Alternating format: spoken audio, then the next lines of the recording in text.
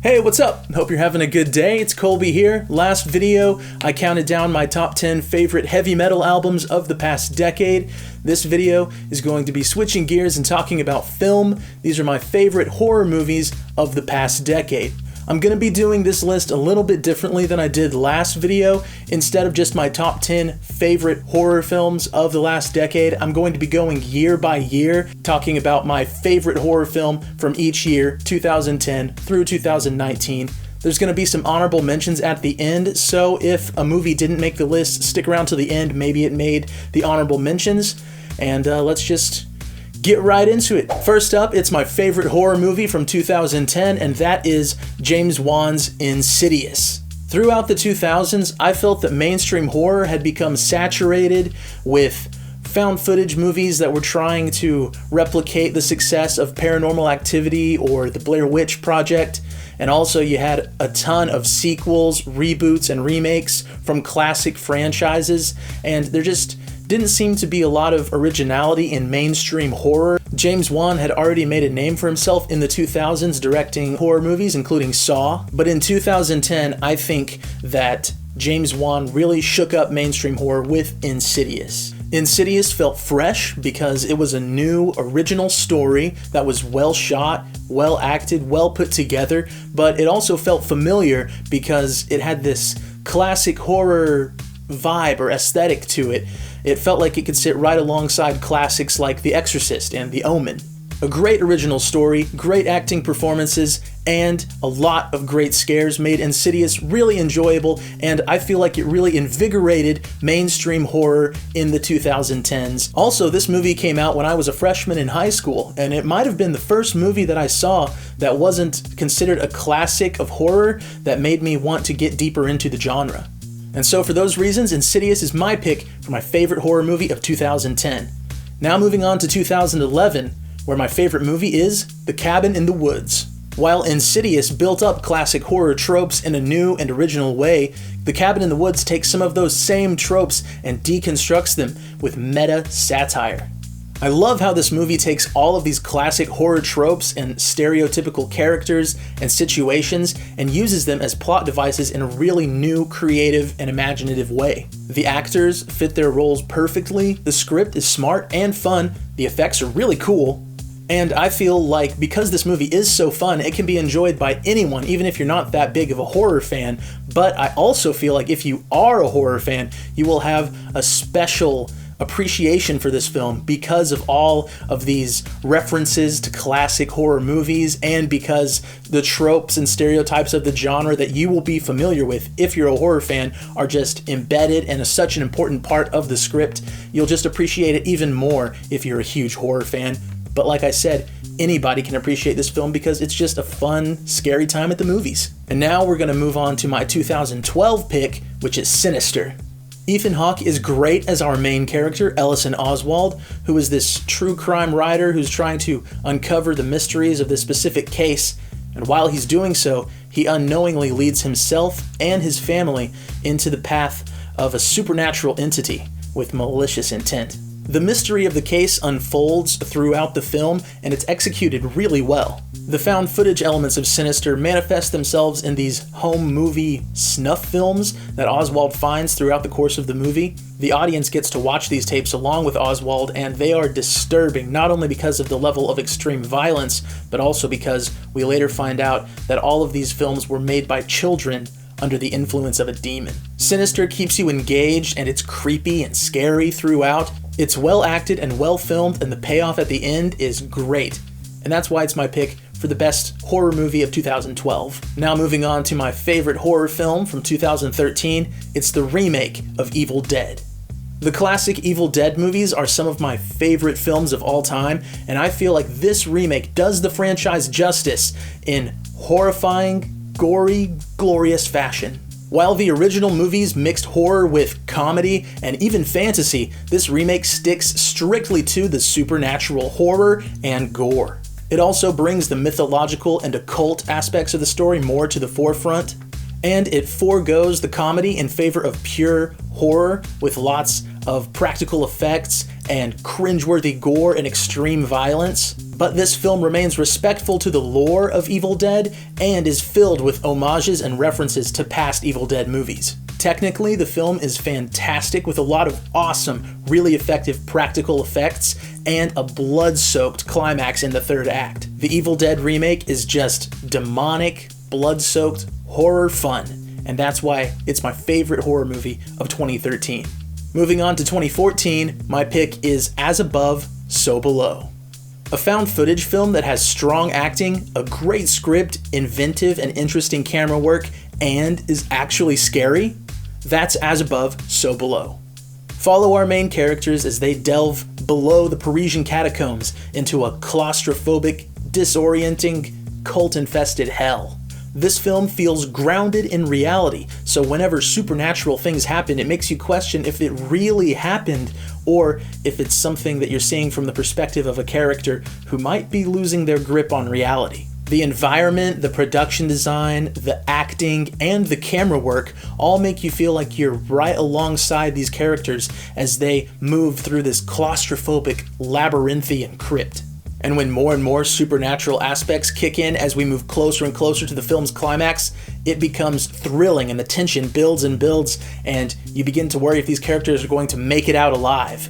As Above, So Below is one of the most effective found footage films I've ever seen, and that's why it's my pick for 2014's best horror film. Up next, it's my pick for the best horror film of 2015, and that would go to none other than Robert Eggers' The Witch. With this movie, director Robert Eggers crafted a colonial New England folktale that is haunting and disturbing, and it's one of my favorite on-screen depictions of witchcraft of all time. The script is impeccably written. Robert Eggers is known for the research that he puts into his films, and you can tell from the dialogue, the way that it's written, and the way that he directed actors to deliver it with certain dialects. And when it comes down to production design, costume design, you feel like you are in colonial New England.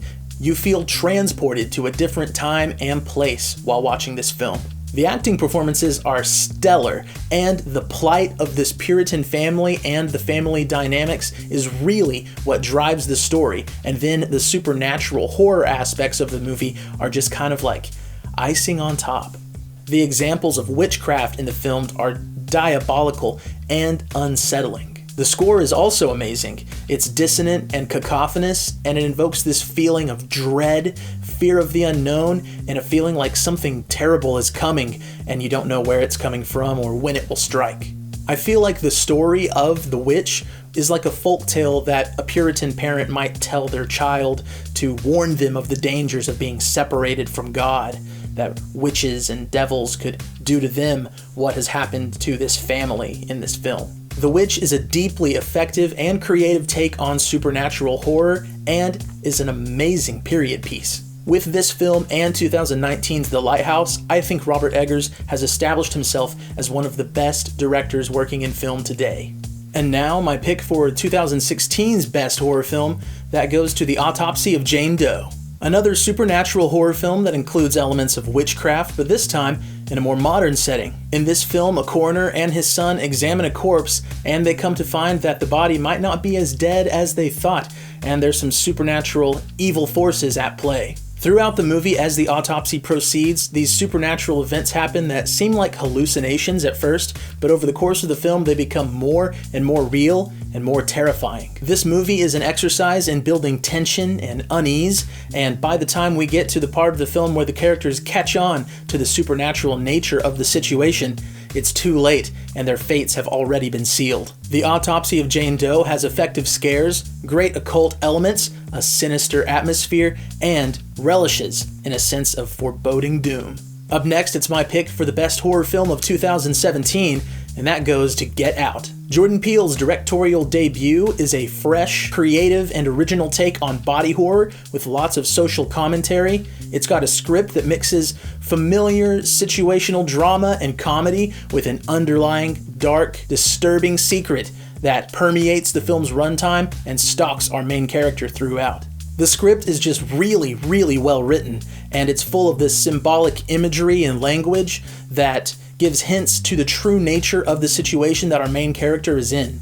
It also connects the themes and events within the film to real-life political, social, and racial ideas and issues. The film is aptly named because as you're watching it, the situation gets more and more creepy and sinister, and you know that something bad is going to happen to our main character, played by Daniel Kaluuya, and you just want to yell at him, get out of there before something happens to you.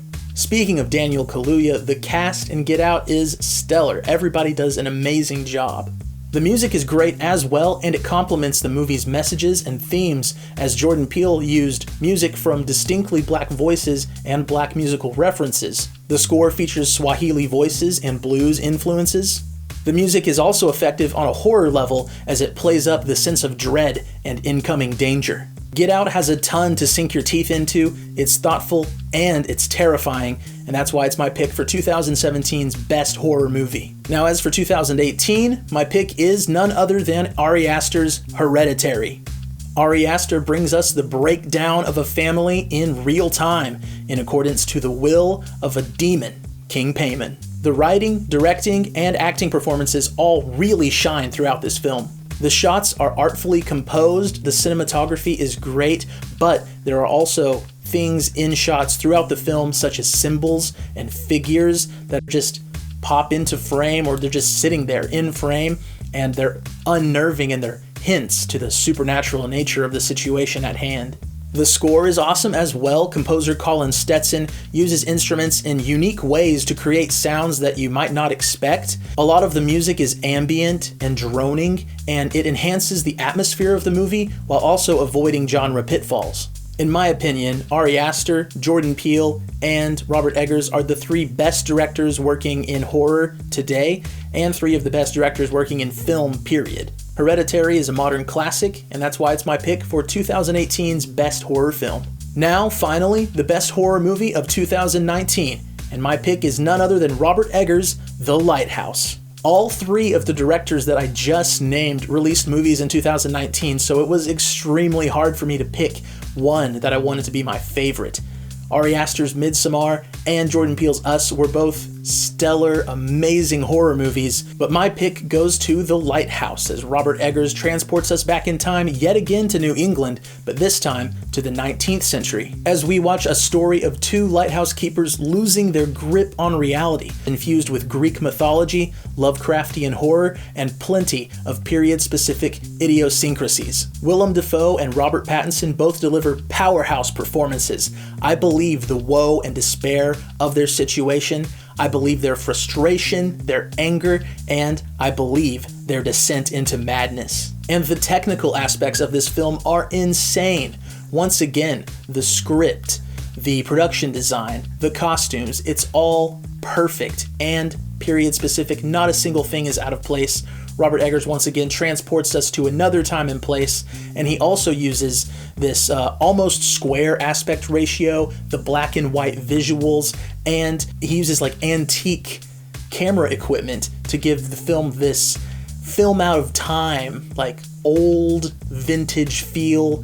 It feels like something that was like buried in a time capsule and then unearthed in 2019. These aesthetics also enhance the film by making it feel claustrophobic, woeful, cold, and miserable. The supernatural aspects of the film are out of this world too. There are images in this film that will not leave your mind for a very long time after seeing them. I love every aspect of this film, and I can't wait to see more from Robert Eggers. So that's my list of my favorite films from each year of the past decade, from 2010 to 2019. But I do have some honorable mentions that I want to throw out there that didn't make it onto the list. So my honorable mentions for 2010, I Spit on Your Grave, the remake, and The Last Exorcism. For 2011, You're Next, The Right, I Saw the Devil, and Tucker and Dale vs. Evil. 2012, VHS and American Mary. 2013, The Conjuring, Insidious Part 2, VHS 2, and the remake of Stephen King's Carrie. For 2014, my honorable mentions are The Babadook, It Follows, and Tusk. For 2015, Green Room, Deathgasm, and The Voices. For 2016, 10 Cloverfield Lane, Blair Witch, the reboot, and Terrifier are my picks for my honorable mentions. From 2017, It Chapter 1 and Veronica. From 2018, A Quiet Place, The House That Jack Built, Mandy, Suspiria, and Overlord are my honorable mentions. And then 2019, my honorable mentions are It Chapter 2 and, of course, Midsommar and Us. And that does it for this video. Thank you for watching. I hope you enjoyed it. If you could, leave a like, share the video, leave a comment telling me your favorite horror movies of the past decade. Also, subscribe if you want to see more content. I'm going to try to upload every week. And yeah, I hope you have a great day. Thanks for watching.